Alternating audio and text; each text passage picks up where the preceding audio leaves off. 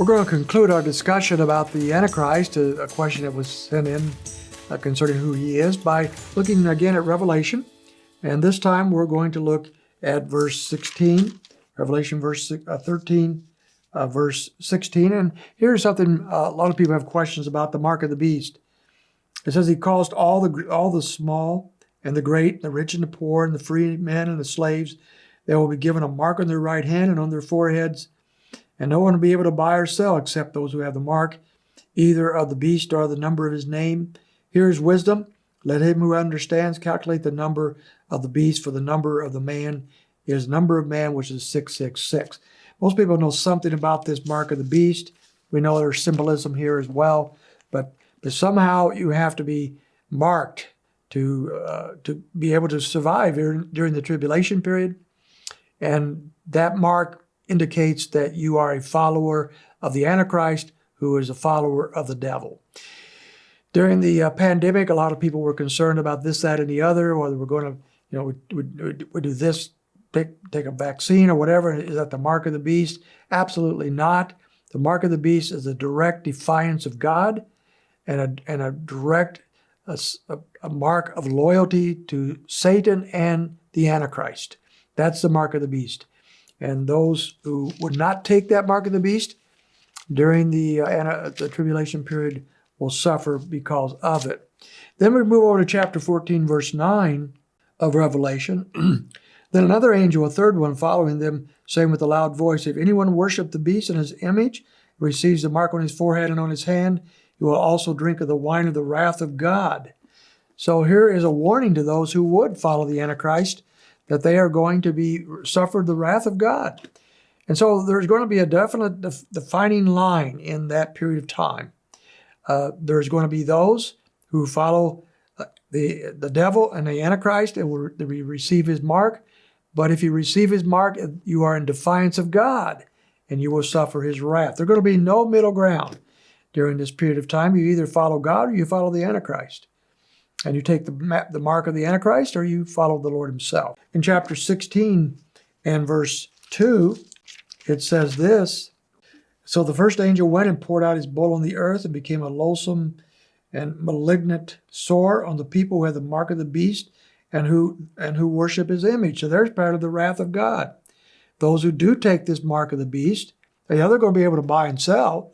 They're going to be in favor with the Antichrist and the devil, but they're not going to be in favor with God. And here's a particular plague poured out on the earth during this time that will actually be against only those who take the mark of the beast. And so again, there is no middle ground during this period of time. You either follow the devil or you follow God. There is no middle ground here.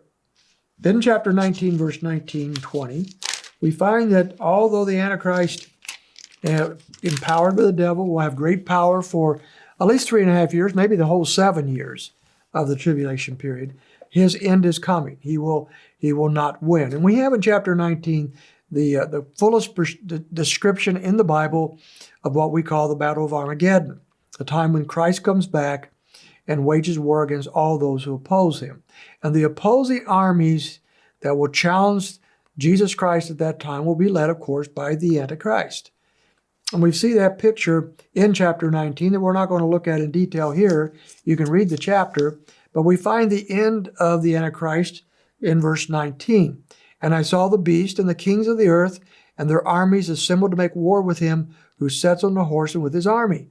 So these are armies led by the Antichrist in direct defiance of the coming of Jesus Christ, the King of Kings and the Lord of Lords. But it doesn't turn out very well for them.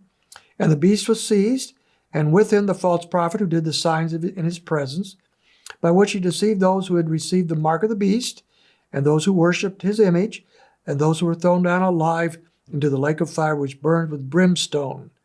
And the rest were killed with the sword, which came from the mouth of him who sits on the horse, and all the birds were filled with their flesh.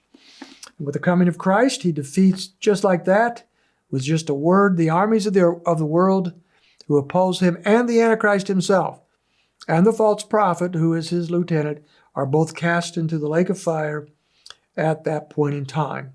What an awful thing. But we find here that they will not win the battle Christ will win the battle. So we don't know who the Antichrist is, but we know that when he comes, he will wreak havoc on the earth. But the Lord will come and will defeat him and will send him to the lake of fire where he'll be there forever. And the Lord himself will set up his throne on earth and will reign forever and ever. That's the full picture. So we're followers of Jesus Christ himself, the ultimate victor over all the forces of evil, including the Antichrist. This ought to give you and I who know Christ not only a wonderful day in the Lord, but a wonderful eternity with the Lord Jesus Christ. We look forward to that day, do we not? I trust you do.